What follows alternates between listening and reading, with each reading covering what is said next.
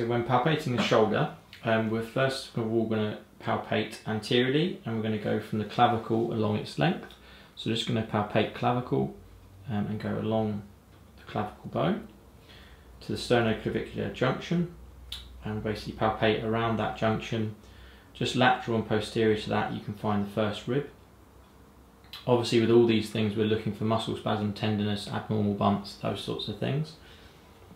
Then you would look go across the clavicle again to the ACJ, so coming across the acromioclavicular joint and the surrounding musculature around there.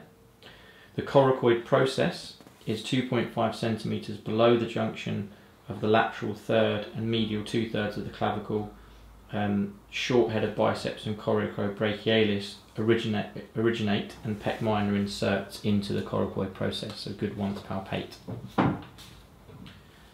Then we would come, or you could also, in terms from the sternum, so if you go back to the sternum, you can palpate ribs from the manubrium sternum and the costal cartilage across, going down from ribs 1 downwards. Obviously with female patients you may not be able to palpate all the ribs going down, but you can certainly palpate the first 2 to 3 ribs. You can then palpate to the side, but we're going to do this in a different video. Then if we come on to the humerus, and looking at the humerus and rotator cuff, we go lateral from the chest, caudad from the ACJ, and palpate the humerus by going to the tip of the acromion and going inferiorly to be able to palpate the greater tuberosity of the humerus, which we can have a look at by laterally rotating the humerus. So by grabbing the hand and laterally rotating, you can then look at that. The long head of biceps is in the bicipital groove, and this will slide under the fingers, which is followed then by the lesser tuberosity. If you palpate along the lip of the bicipital groove, you can reach subscap tendon. And for supraspinatus, if we go into a hand behind the back position, so medial rotation position, 2 centimeters inferior to the anterior aspect of the acromion process is your supraspinatus tendon.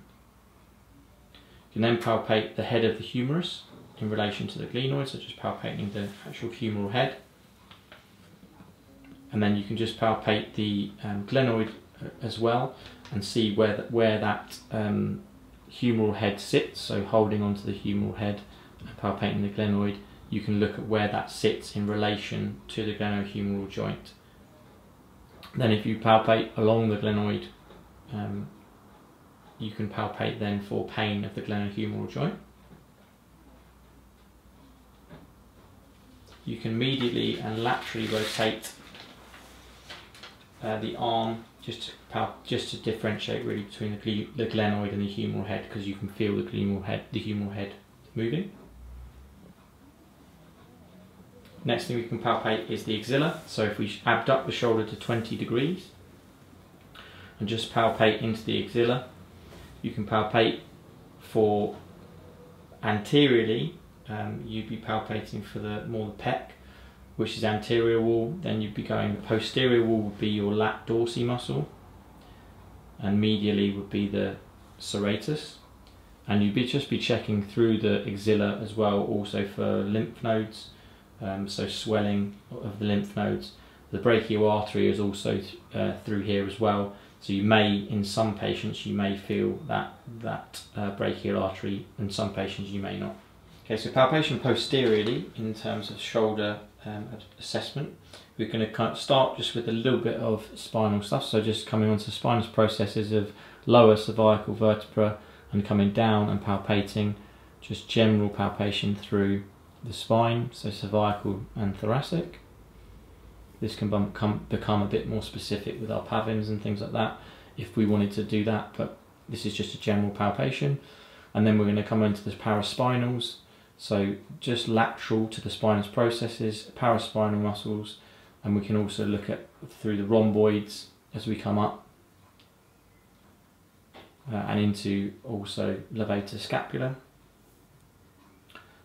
and upper fibers of traps. So all basically the soft tissues and muscles around the medial border, both inferiorly and superiorly in that shoulder thoracic region. And then we can come onto the spine of scapula, and we can look and palpate along the spine of scapula from medial to lateral. And we can look at the muscles beneath and above, so supraspinatus. So if we come above the spine of scap, we can look into the muscle belly of the supraspinatus. And if we come below the spine of scap, we can look at the muscle of the infraspinatus.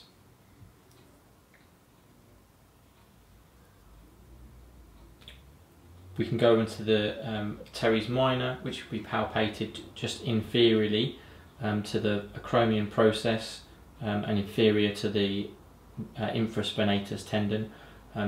Sometimes difficult to palpate specifically the tendons because the rotator cuff tendons are conjoined, but if we palpate in that area, again, we're looking for pain provocation with a lot of these things.